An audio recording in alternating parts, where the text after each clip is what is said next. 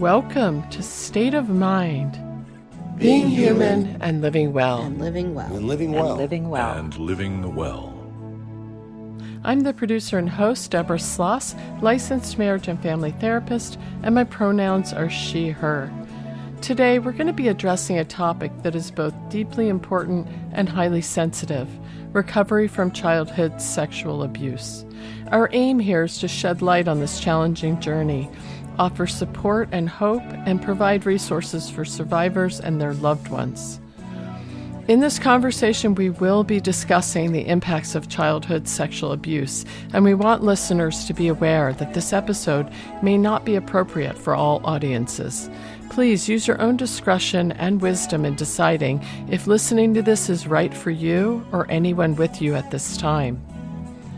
According to the National Child Traumatic Stress Network, childhood sexual abuse is any interaction between a child and an adult where a child is used for sexual stimulation of the predator or an observer. Sexual abuse can involve both touching and non-touching behaviors, and abusers often don't use force, but rather coercive ways to engage children. This topic is so important to address, given that as many as 1 out of 5 girls and 1 out of 20 boys will experience some form of sexual abuse before the age of 18. And this statistic really makes it hit home. While every 68 seconds an American is sexually assaulted, every 9 minutes that victim is a child. For those who have experienced childhood sexual abuse, the journey to healing can be long and arduous, marked by complex emotions, lingering trauma, and a myriad of challenges. But it's crucial to remember recovery is possible. It's a journey of courage, resilience, and self-discovery, and we're going to hear about such a journey from one of our guests today. This show is both for survivors and for those who want to understand and support survivors better. Together, let's work to create a community of empathy, understanding, and healing. Today, I'm joined by 2 guests: attorney, childhood sexual abuse survivor, and author Allreen Hayquist, and licensed clinical social worker and trauma treatment expert Stephanie Klein. Allreen Hayquist says she wakes up every day with a fervent passion to advocate for women who suffer from sexual abuse, harassment, or discrimination. As a lawyer with 21 years of experience, she's recovered millions of dollars for clients in cases involving sexual harassment, discrimination, retaliation, and wrongful termination. Allreen's core message is, as a society, we need to break the silence and help women stand up to their abusers. In 2023, Allreen broke her silence and published her story in the book Fired Up: Fueling Triumph from Trauma. Also with us is Stephanie Klein, who is a licensed clinical social worker, NARM master therapist, consultant, and faculty member for the Complex Trauma Training Center. Stephanie is also a somatic experiencing practitioner who has 28 years in her Los Angeles private practice, specializing in treating adults with trauma and anxiety disorders. For the past 15 years, she's been mentored by Dr. Lawrence Heller, founder of the Neuroaffective Relational, also known as NARM, model, which she finds an extremely effective model for working with attachment, relational, and developmental trauma. She also offers teaching and training in the NARM model for therapists treating complex trauma. Stephanie is passionate about supporting the healing of the long-term impacts of childhood adversity, often referred to as ACEs, or Adverse Childhood Experiences. She believes that healing on an individual level creates a ripple that plays an important role in making the world a less traumatic place. Welcome to State of Mind, Allreen and Stephanie. Thank you so much for having me. Thank you. It's good to be here with both of you. Well, let's go ahead and get started with you, Stephanie. I'm wondering if there's anything you would want to add to our working definition of childhood sexual abuse, and who is most impacted by this? Yeah, well, from your definition, as you mentioned, that girls seem to be more impacted than boys. But I do want to say that I think there's so much underreporting when you're talking about childhood sexual abuse, because it's such a hard topic for people to talk about. There's so much stigma. and fear around reporting. So probably, any statistics we have aren't quite accurate. And I would broaden the definition a little bit to include non-adult perpetrators, because so often, so many of the people that I work with were perpetrated by older siblings, neighbors, friends, camp counselors, people who aren't adults yet, but who have power or are older and can be coercive. Can you also talk some about the myriad of ways in which the trauma of childhood sexual abuse can continue to impact people well into their adulthood? Yeah. And I'll just start generally with saying, like, looking at starting with like PTSD, the symptoms of PTSD that a lot of us are familiar with, things like feeling this constant sense of threat, not feeling safe, re-experiencing, which is things like nightmares and intrusive thoughts and images and flashbacks are quite common. And also avoidance, like avoiding things, whether they're relationships or places, people, experiences, sensations that would remind you of trauma. And then we're going to add to that these impacts that are more related to complex trauma, which are things like emotional dysregulation, feeling like these big emotions that take over. So it's hard to soothe, it's hard to calm down. Also, negative self-concept, difficulty with self-image, really blaming ourselves and feeling a lot of shame that we carry around in our sense of self. And then the last one is difficulty with relationships. Early childhood sexual abuse can impact our capacity for having healthy, intimate relationships. I mean, just listening to what you're saying, the impacts are profound and pervasive. Yes. Alreen, I want to thank you so much for reaching out to me with an interest to share your story. Alreen has also shared her story in a recent book titled Fired Up, Fueling Triumph from Trauma, which chronicles her recovery process from childhood sexual abuse. Alreen, can you share what happened to you as a child and describe how experiencing childhood sexual trauma was influencing your life and relationships as you became an adult? Yeah, again, thank you for having me on and being able to talk about this important topic. I feel like as Stephanie was talking, that described my entire life and described my experiences I suffered as a result of what I went through as a child, but unknowingly, right? All of the things she says, you don't know that they're happening to you until much later. And as you see a therapist and start identifying, what's going on and where it's coming from.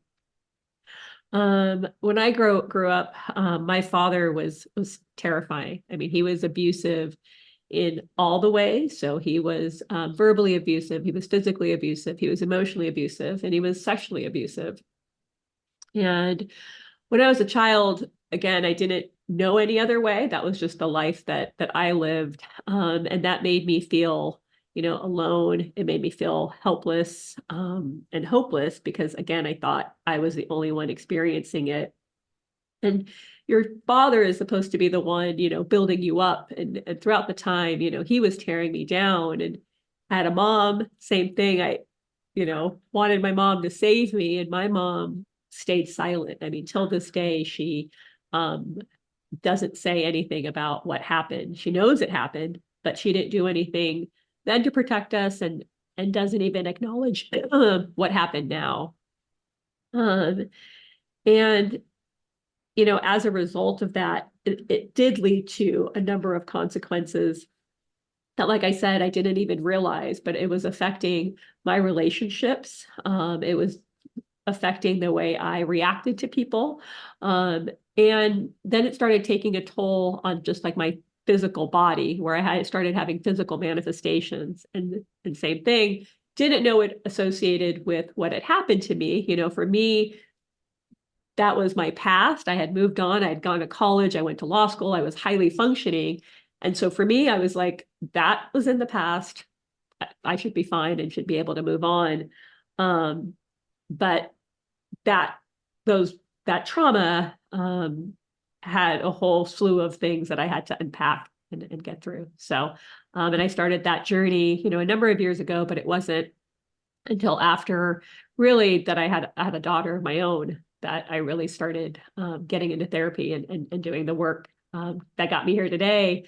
And which is why I think it's so important to share my story, because I think it's really important to start your healing journey. You're going to have to share yours, not you don't have to do it publicly, but you have to start talking about it. You have to start acknowledging that happened to you if you want to be on a path to healing of some way. I'm wondering, what specifically have you seen as the lasting impacts of having experienced childhood sexual abuse? Like, are there specific patterns or behaviors that you saw in yourself that were stemming directly from that trauma? Yeah. Again, it's like you don't wake up and you don't realize like, oh, I suffered childhood sex abuse, and so now I have PTSD, right? So, but I was experiencing PTSD.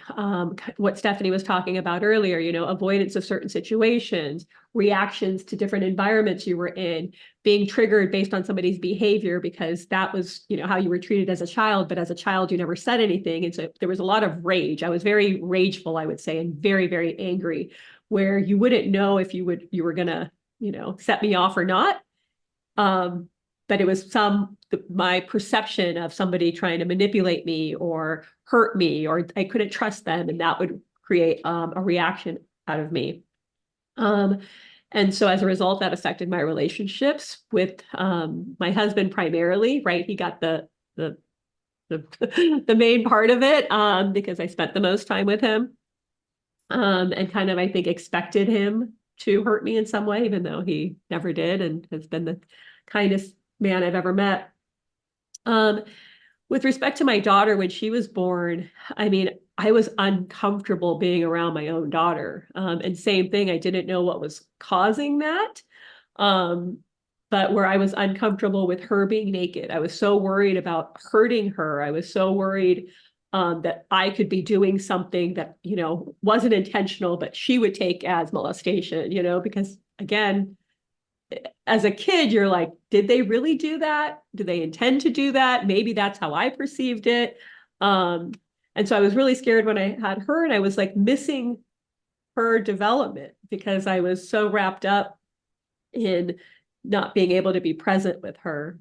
And then the physical manifestations, I've suffered from like ulcers for a very long time, but at the height of it, like I couldn't get it under control. Like I bled, like daily for, over a year, and couldn't get that under control. And a combination of, my relationship with my husband, my daughter being born, and the physical symptoms of an ulcer that I couldn't check, made me really realize like, something else is going on. And I started with therapy, and then it just, it went on to a lot of other modalities as I've tried to recover from what happened. And again, you don't ever recover, like the journey to healing, there is no end point, there you are constantly on it because different things come up at different times. Like my daughter now is going to be 12 in a month.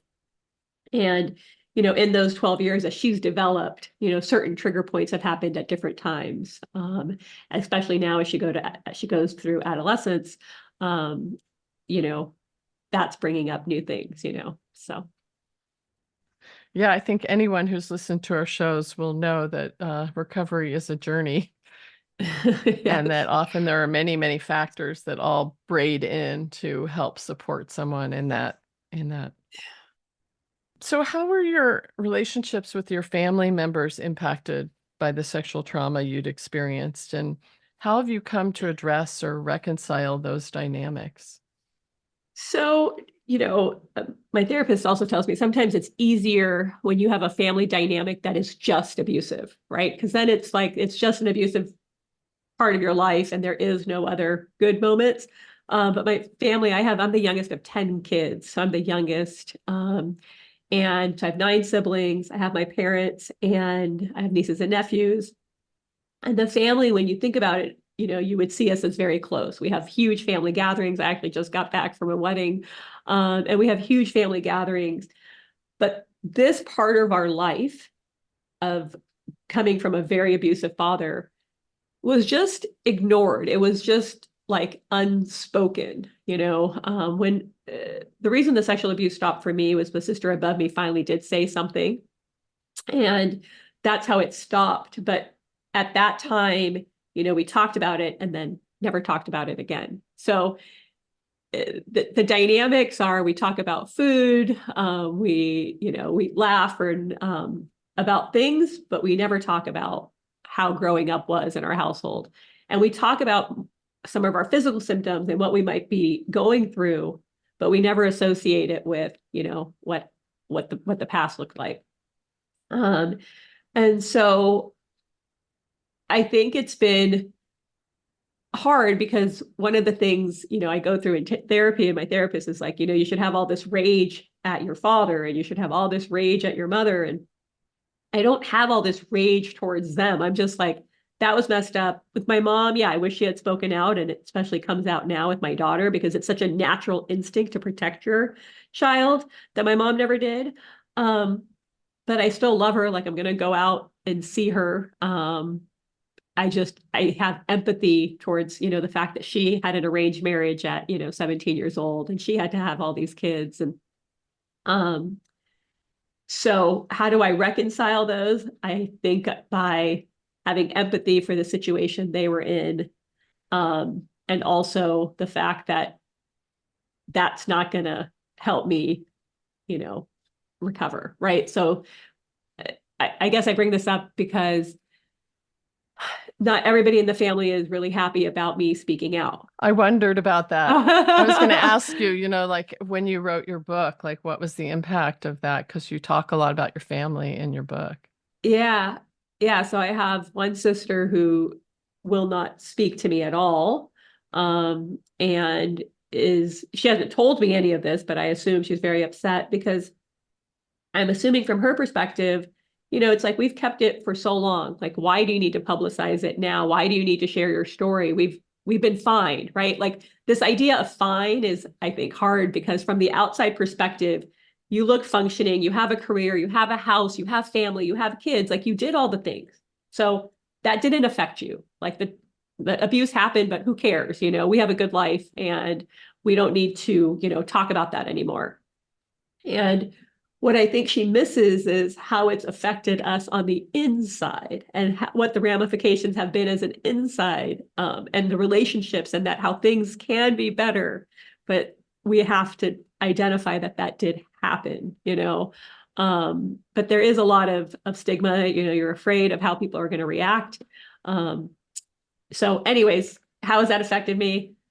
I have one who doesn't talk to me. Some people are, not really happy about me speaking out. Some people will continue to ignore the fact that it happened and will just go on. And then some have been very supportive, especially, with nieces and nephews, which it kind of gives them a perspective of how we grew up and kind of why their parents might react in some of the ways they do. So it's been a mixed bag. It takes a lot of courage. I want to acknowledge that.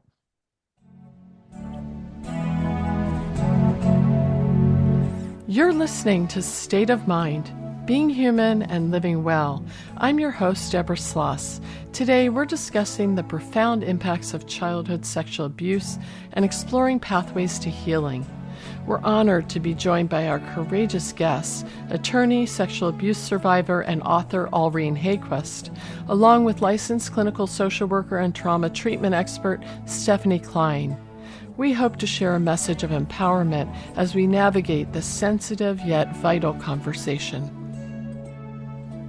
Back to our interview.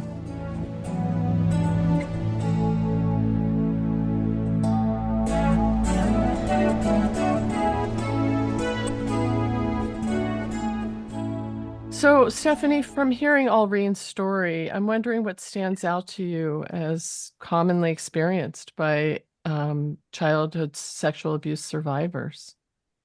Yeah, thanks, Deborah. And Allreen, thank you so much for sharing your story. And just, I feel really touched and inspired by your journey and like how much you have figured out through the process of therapy.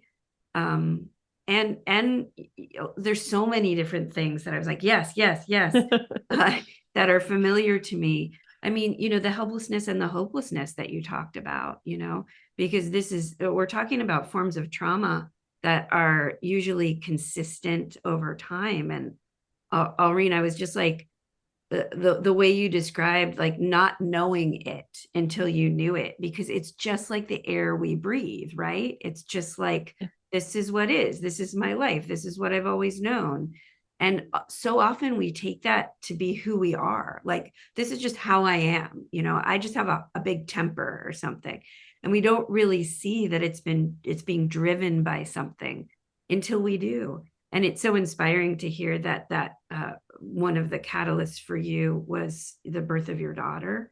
And also, you know, feeling that you couldn't experience it in certain ways, her life or her growth in a way that felt easeful or comfortable or calm, and really wanting something different for yourself there was very inspiring. And then the other thing is just the complexity, you know, because so often sexual abuse is at the hands of the people that we depend on for our survival, the people that have the power in our lives. And you know, all of the complexity of these are people we want to love and be loved by a lot of times. And then, you know, situations where, like you mentioned, your mother, you know, not protecting you, and the fantasy or the desire for her to protect you, and then bringing in her own traumatic history, you know, an arranged marriage and what she needed for her survival. It is so complex to heal from, and to be able to hold all of these different competing feelings, the rage and the love at the same time. And I really loved what you said about the fact that it's recovery is for our whole lives. You know, there's no finish line. There's always going to be more. There's always going to be another piece that we uncover. I loved that. And I really resonate with that. And then the last thing I want to comment on is just that it is an inside job. We can be incredible functioners. High functioning is a really important survival strategy. We can function our way through life, but our internal experience is still so impacted. So we're really talking about an inside job, and you know, some people won't be functioning well. It's not everybody's survival strategy, but just because somebody's functioning well does not mean that they're not really suffering physically and emotionally on a daily basis. What do you see as some of the most common challenges that survivors of childhood sexual abuse face? Yeah, well, I think that Alreen like highlighted some of these pretty well in her story. And I kind of talked about those like 6 areas, but that it results in all sorts of different kinds of symptoms and challenges for people physically. I mean, we hold these patterns, these trauma patterns in our body in ways that create chronic illness and all sorts of like kind of syndromal patterns, migraines and ulcers, and obviously depression and anxiety and panic.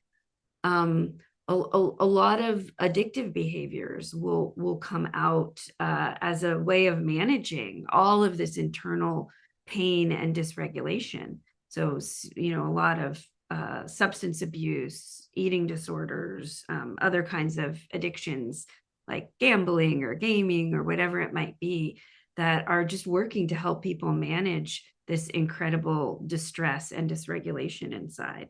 But I think the biggest one that I want to highlight as a challenge is toxic shame. You know, toxic shame meaning like this sense that we are bad, defective, broken, unworthy. You were kind of hinting at it a little bit, that we're going to do something bad, or we're unworthy. We're just, because what happened to us was so bad that we internalize it and we take it on, and we deeply identify ourselves as bad. And that kind of informs everything we do as we move forward into our adult lives.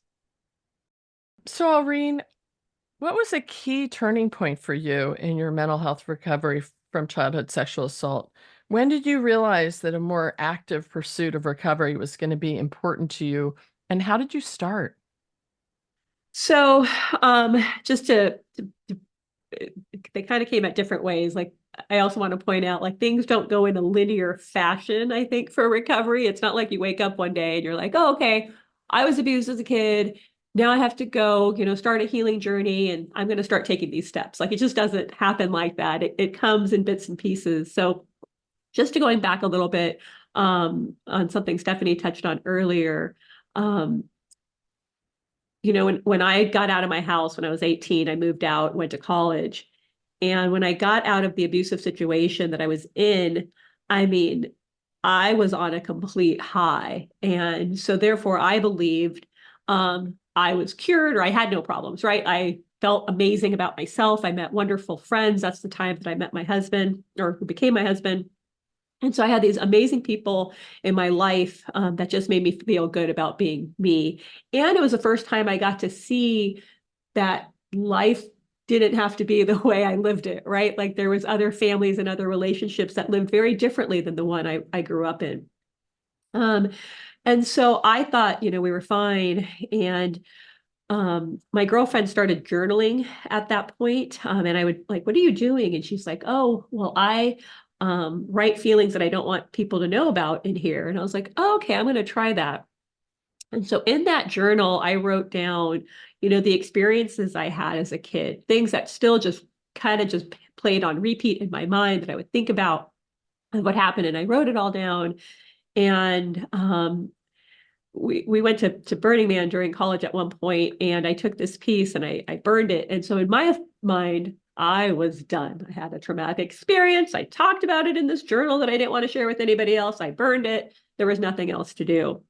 So, so then, and then I got into law school and I'm top of my class. And so again, things are just at a really big high for me. But then after, I graduate law school and I'm starting my career, I've gotten married, and my husband and I just start having a lot of issues in our relationship. And as I mentioned before, like I would get triggered by him, but we would work through it.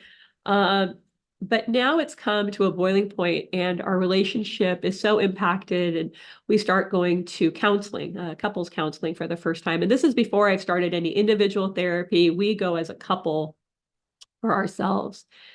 And in this counseling session, for the first time, he tells me he's afraid of me. And that was a huge moment, I think, for me in my recovery, because I had never viewed myself in the way that I had always viewed my dad, like the scary one. And now this person that I loved so much thought of me that way. And that was just really impactful to me. Same thing. I didn't start therapy at that moment, but it was impactful in my behaviors and how I came across and where that was coming from, and not wanting to be the person that, abused me. Like I was like, whoa, am I becoming him? So I would say that was a really big step for me to realize that I wanted to, start on some journey. And then a few years later, as I mentioned, we had my daughter. And I think at this point, I have a brand new, beautiful baby. I should be on a complete high, enjoying every moment. And her cries would, make me uncomfortable. Being around her, giving her a bath would make me uncomfortable. And I didn't feel good and happy the way I did when I was in college. And same thing, I'm thinking, why, right? Like, why am I not feeling well? Still not associating it with what happened, but I know I have felt good and I don't feel great anymore. So what are you going to do about it? And that's the first time I enter therapy. And when I went to therapy, Stephanie, you'll laugh at this, I really thought I'm going to go to therapy. People have, friends have gone. So I'm going to go to 4 sessions. I'm going to see the therapist. I'm going to tell the therapist what happened to me when I was a kid, and he's going to fix me and I'll be fine. And I'll feel like I did when I got to college. And well, I still go to therapy. I have an appointment with him later, like that's not how it works. And I realized that. But for me, the turning points were my husband, who I, adore and who adores me, telling me that I was scary, and having a daughter who I couldn't experience, being a mom to, and wanting to be different for her. I wanted to be different for him, and I wanted to be different for her. And that eventually led to wanting to be different for me. Not a different person, but just how I was experiencing life, how I was showing up, how I was present in this world. I wanted that to be different. And that really got me on a path. And now, it's like a high that you chase, like, because you can see you work on yourself, you go to therapy, I've done some inner child work. And as you do these different things, you can see yourself showing up better, right? That shame, kind of what Stephanie was talking about earlier, like that worthlessness where you don't belong in this place, starts to shift, and you start looking at your own life and wanting to be you, right? Like you start experiencing that and you want more of it. So a very long answer to how I got here. But it was really for the people that I love that I wanted to do something different. That was a beautiful description. Really beautiful. So out of the things that, I know that you have worked in an array of areas. I mean, from doing your own work like journaling to being in therapy to learning, I read about that you learned different meditation techniques and ways to work on regulating your nervous system. What would you say has been the most helpful to you? This one took me a while to get. So I had mentioned earlier, I was suffering from ulcers. And so I had a GI doctor that I would see, and I would go see her expecting same thing. I'd go to a doctor, the doctor would fix me and we could move on, because I didn't associate the physical manifestations in my body, right? Like you could mentally, you're like, okay, I'm mentally having, uncomfortable situations because I was abused, but now I'm having physical manifestations. And so I wasn't connecting the fact that my physical manifestations were also coming from places of trauma. And so I see the GI doctor, and she didn't know that I was abused as a kid. She didn't know my past, but she kept saying, there is something from your past that you're not feeling. You need to learn how to feel your emotions. And she just kind of kept going on this loop with me. And it was very frustrating, right? You're like, stop saying that. And I do feel I'm a really passionate person. I love people. I get really angry. Like, what other feelings are there, And she's like, you're so out of touch with your feelings. You don't even know what it means. And she started, starting basically like kind of the idea of journaling to let out what happened to you is kind of like a basic place to start. Feeling how you felt when that abuse was happening to you. The basic steps, she was like, put your toes in grass. Like that is a feeling. Touch your hands in sand. That is a feeling. And I was like, okay, but how, I still am not connecting, what feelings you want me to have. She sent me to a cranial sacral healer, and she performed the inner child work. And I think that was really impactful for me. And inner child work is where it takes you back to a place when you were a child to experience, what you were feeling at that age and at that time in your life, for your adult self to come and essentially tell that child, it's okay. You're going to be okay. I am here for you. And so that happened, and I had this release of energy that I've never experienced in my life. It was so profound. And I would say that was a big turning point to now experience what this GI doctor has been telling me this whole time about feeling my feelings, and then to experience the feelings of that, scared little child, like huddled in the corner, afraid of everything around her, to have an adult and somebody who loved her, tell her that it's going to be okay and I'm here to take care of you, was a really profound moment for me, to continue on this path, because I think it's really important to feel the feelings. And the way she described it was, when we're just constantly fighting those feelings, right? Not wanting to have them because they hurt so much. We're fighting with ourselves, and that's really what's causing these like physical manifestations in your body, because you're not allowing your body to experience something that it's been kind of trapped or holding for this point in time. And so by allowing that release, instead of fighting it, that's the way to cure the physical symptoms. And I did. My ulcer stopped, and it was like, whoa, it was like so profound. And I was doing, I talk about it in my book, Joe Dispenza's meditations, and that was also going on at the same time. But I think it was very impactful to finally understand what it meant to feel my feelings. And if you zoom out a little bit, I mean, really, it sounds like what she's talking about is learning to regulate, to learn how to have regulation in your central nervous system allows for repair and recovery. That we kind of know that. And so just, Stephanie, I wonder if you want to say anything about that process, because I know that that shows up in so many different places, not just around healing from something like trauma. Yeah, I mean, it's just your story, Alreen, is just like so much proof of how we're a mind body. We're, everything is connected. And there's so many different ways in. Like your story was kind of like a physical way in, because the thing that was in the forefront that you were looking at was the ulcer. And, I think all of the mind body practices that are out there can be really, really, really useful.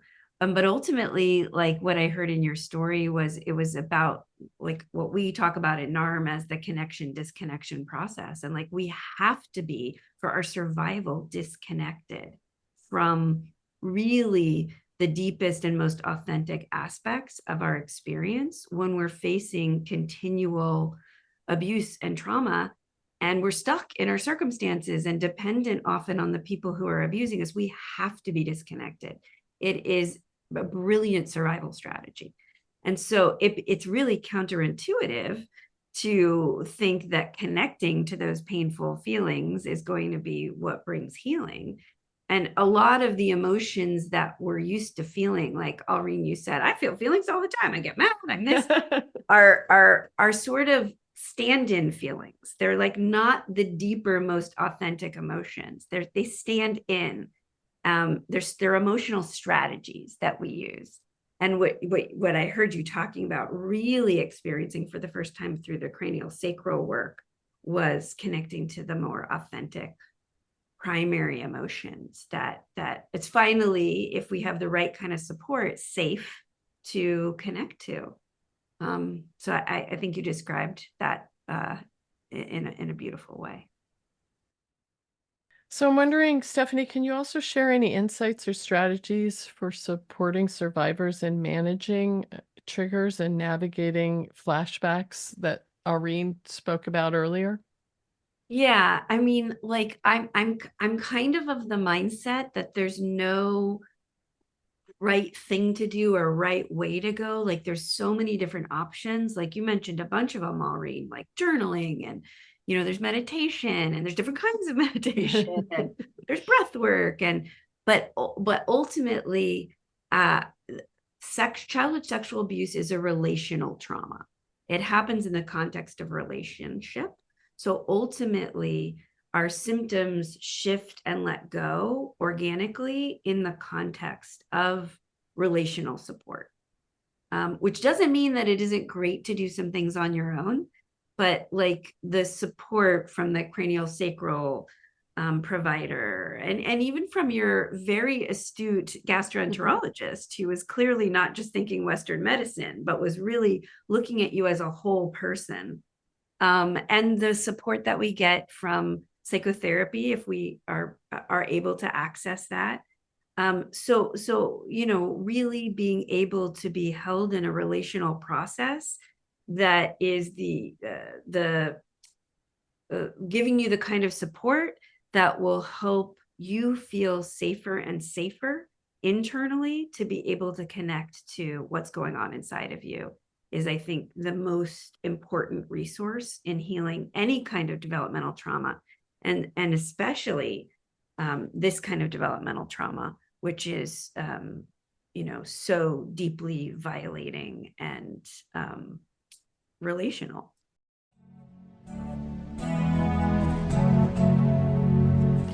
You're listening to State of Mind, Being Human and Living Well.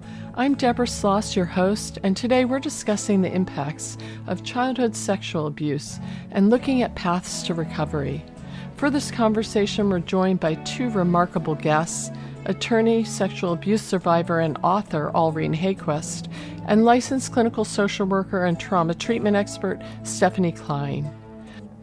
We're discussing the complexities of the recovery journey, offering information and hope, and providing resources for survivors and their loved ones.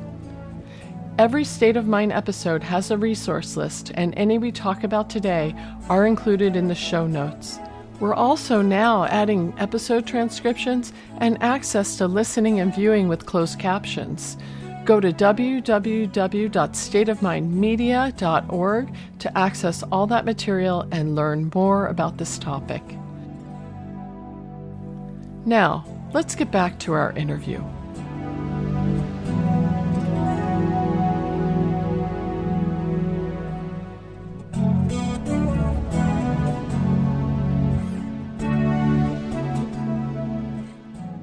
Stephanie, one more thing. I'm wondering, as we were talking about finding people for your team and your support, I'm wondering if you can give listeners an idea of some of the therapeutic approaches that can be helpful for survivors of childhood sexual abuse, and what might they be wanting to be looking for? We hear a lot right now about trauma-informed care, so I'm wondering if you can kind of wrap those together and give listeners some idea that if they feel inclined to look for someone, what might they be looking for?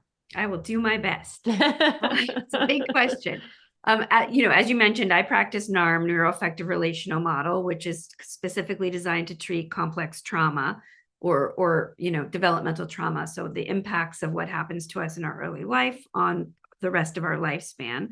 And there's all sorts of great models out there. There's trauma-focused CBT, there's EMDR, there's inner child work, but ultimately, like I said, it's really about picking somebody that you feel good and right talking to, that you feel understands you, sees you, of course, believes you.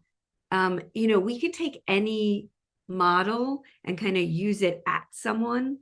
And even we can be well-meaning in that, we really want to fix something since this is about relational trauma, I encourage people to look through, to feel into how it feels in terms of how somebody is with them. How are they being accompanied at their own pace to really just show up? So really just not focusing so much on the specific model, but focusing much more on the feeling of being with someone who is going to guide and support you through a healing process. And the model becomes secondary, really, because it's all really a vehicle to just really being two human beings together and dealing with how we respond to trauma as human beings. Trauma-informed care is really about not pathologizing people and not doing to people. These are forms of trauma where we were done to. And so when we go in and somebody does a protocol to us and they're not really with us, it can be re-traumatizing. So trauma-informed care is really looking at the symptoms and the behaviors that people are suffering with and struggling with as really coming out of survival strategies. So we're not trying to take everything away and change everybody and get them somewhere. We're really understanding that whatever they're showing up with, like that's how they've survived. That's how they've gotten here in the first place. And so we want to just have a lot of respect for somebody's experience and how they've managed that experience, and not just try to get in there and change it all and rip it all away. I liked how, Aureen, you were saying that things began to shift. Like the way you talked about it was like it was an organic process that happened as you were getting more in touch with yourself through these different kinds of support. So that's a little about trauma-informed care. And there's a lot of people out there, unfortunately, that might not be as trauma-informed, even though they're saying, yeah, hey, I treat this. And so just trust your inner feeling, trust your inner gut in terms of how it feels to be with somebody. And do you feel held and understood and seen? So we've talked some about shame, but along with that often comes real stigma, and that can be hugely impactful to those who experience childhood sexual abuse, and it can prevent acknowledgement of the experience altogether and present sometimes barriers to getting help. So, Alreen, I wanted to ask you, in what ways have you been impacted by stigma?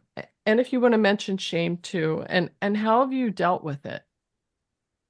So I would say it's huge. What we were talking about earlier, or Stephanie was talking about earlier. I mean, you feel like you are a bad person. I mean, I felt like I was a disgusting human being because even though, I do sexual assault and abuse cases in the workplace and in institutions, for me, it was my family. And I thought, okay, well, I'm the only one that happened to, and that makes me gross, right? Like that puts you at a different level than these other people.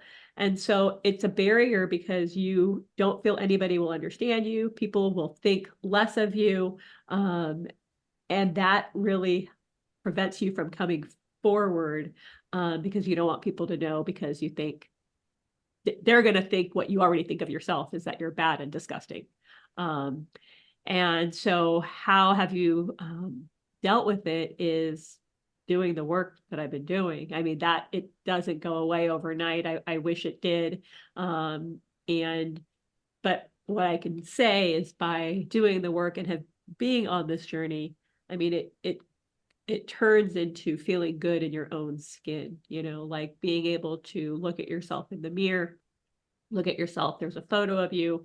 I'm going on a radio show. I'm now on social media. So it's been a progression where you're not, like disgusted, I guess, with your own being. So I don't know if that makes sense, but that's been my experience. And certainly choosing to speak out about your experience is definitely combating stigma around it. I'm a person here. Hello, here I am, who has had this experience. Yeah.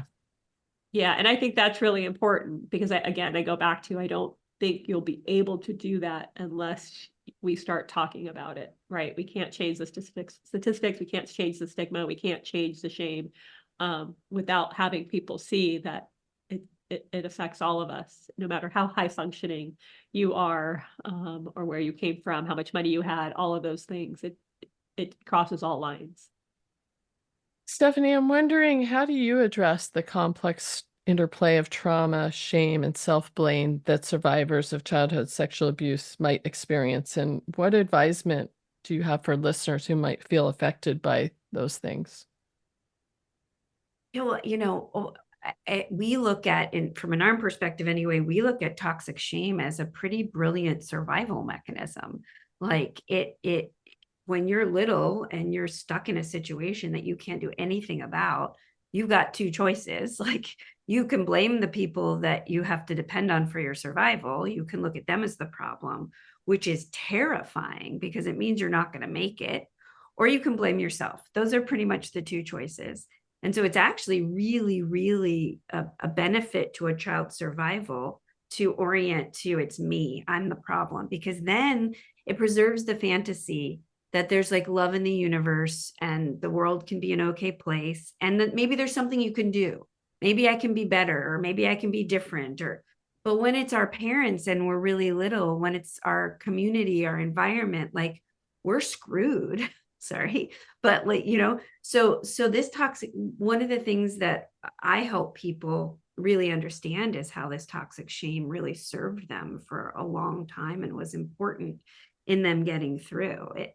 And shame also has a really important job, which is to keep us away from all those super dangerous feelings. I mean, the rage. I mean, young children, when they're being abused, can feel homicidal rage, like at what's being done to them, and the incredible grief that and sadness and despair. Like the shame kind of keeps us away from those dangerous feelings. So what I tend to do is help people see the shame as it comes up as an active process when they start to shame themselves, and then we get really curious together about what they might have been starting to feel right before they started telling themselves they're disgusting, or they're not making enough progress, or they shouldn't even be, whatever. Like what were they starting to feel? And often we'll find rage, protest, anger, or really powerful grief. And then those two underlying feelings are really the road to working through And through that process, people naturally will come into feeling more compassion for themselves and more self-acceptance. One thing that's been made clear, both in all of our previous episodes, but also in today's conversation, is that recovery is a process and it's an active verb that people engage with over time. And so I just wonder if you could share some of your regular practices at this point in your life that you really do on some kind of regular basis to take care of yourself and your mental health. Alreen. Yeah, sure. So, I told you earlier for therapy, I thought I would be a quick in and out. And I still see my therapist as I process things, especially as my daughter develops and as I work through issues with my family as I step forward. Or I might need to process something as I talk out loud about what happened to me. I still see a therapist, and that's still to this day very helpful. Meditation is still an important part. It is a practice. So sometimes I'll go in and out, like I might get out of practice. But every time I come back to it, it's really important to help regulate my central nervous system. So I continue with that practice. Also, spending time with my family and turning off the outside world, right? All your electronics, and all the noise that you're constantly flooded with is really important. And taking time to myself, right? Taking time to just be with me is still an important regular practice that I do to keep taking care of myself as I work through it. So I'm wondering also, while you're sharing, maybe are there any particular resources? I know we won't have time to name them all, and there will be more listed on the show notes, but if you want to pick one or two that you really want to highlight for listeners, are there any that you'd want to share? Yeah, I mean, I think I would say journaling. I would say check out Joe Dispenza and his meditations, and doing some inner child work. I said if I had to pick a few, those would be my top three. So what about you, Stephanie? Are there any childhood sexual assault or trauma-related resources that you'd want to recommend for our listeners? Yeah, I would definitely recommend Adult Survivors of Child Abuse, ASCA, which is www.support.org. Great clearinghouse for information and resources. Also, RAINN, RAINN. It's the Rape, Abuse, and Incest National Network, and they have a hotline, so you can reach somebody 24 hours a day, which is phenomenal. And if you're interested in finding a NARM therapist, so somebody who's trained specifically in working with developmental and complex trauma, including childhood sexual abuse, you can go to narmtraining.com and click on the practitioner listing, and you can find people all over the country and all over the world who are trained in working with early trauma. So, Stephanie, what last points might you want to leave listeners with? I think I'd like to say that no matter what you're struggling with, no matter how much suffering or distress that you're in, or how impactful the behaviors are that you're engaged with, you are having normal human reactions to abnormal circumstances. This is how it works with trauma. All of our symptoms, from ulcers to addictions to everything in between, are normal human reactions to abnormal circumstances that we've been exposed to repeatedly. And so you are not alone, you're normal, and healing is very possible at any stage of your life. Even if you're 70 years old and you haven't dealt with what happened in your early life, it's never too late. Work with lots of people in their 70s. It's never too late to begin to heal. Thank you. Alreen, if someone listening is a childhood sexual abuse survivor themselves or may have a loved one who is, what do you think is most important for them to know? I think on a similar vein, it's never too late, but you have to start. You have to start the process, and you have to start by acknowledging that it happened to you. And so I would say don't wait, and get started on your path now.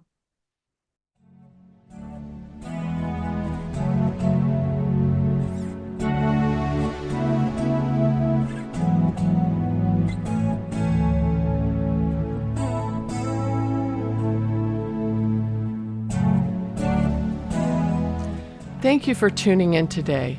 If you or someone you know is in need of immediate support or resources, please reach out to the National Sexual Assault Hotline at 1-800-656-HOPE, HOPE, or 4673, or chat online at online.rainn.org. Trained advocates are available 24 hours a day, 7 days a week to provide confidential support and connect you with local resources. Remember, you're not alone and help is available. You're listening to State of Mind, being human and living well. And living well. And living well. And living well. And living well. I want to say a huge thank you to our guests today, Aureen Hayquest and Stephanie Klein, and thanks to you for joining us. To learn more, check out the wealth of information included on the resource list in the show notes for this episode. New episodes of State of Mind exploring mental health and wellness are released the first Sunday of every month and can be found along with our complete archive on our website at www.stateofmindmedia.org. If you missed part of this episode or you just want to hear it again, subscribe to our podcast on all the major podcast platforms. Also, when you rate and review our podcast, you do help it get found and heard by more listeners. So if you like this or any of our episodes, could you please do that for us? Special thanks to our team, Jeannie Baldzikowski for audio production, Patrice Vecchione for story coaching, Patty Palmer for transcriptions, Rebecca Levy for media outreach, and Katrina Tattenham for research. And thanks to acoustic guitarist Adrian Legg for composing, performing, and donating the theme music. State of Mind was originally developed and broadcast in association with KSQD-FM in Santa Cruz, California.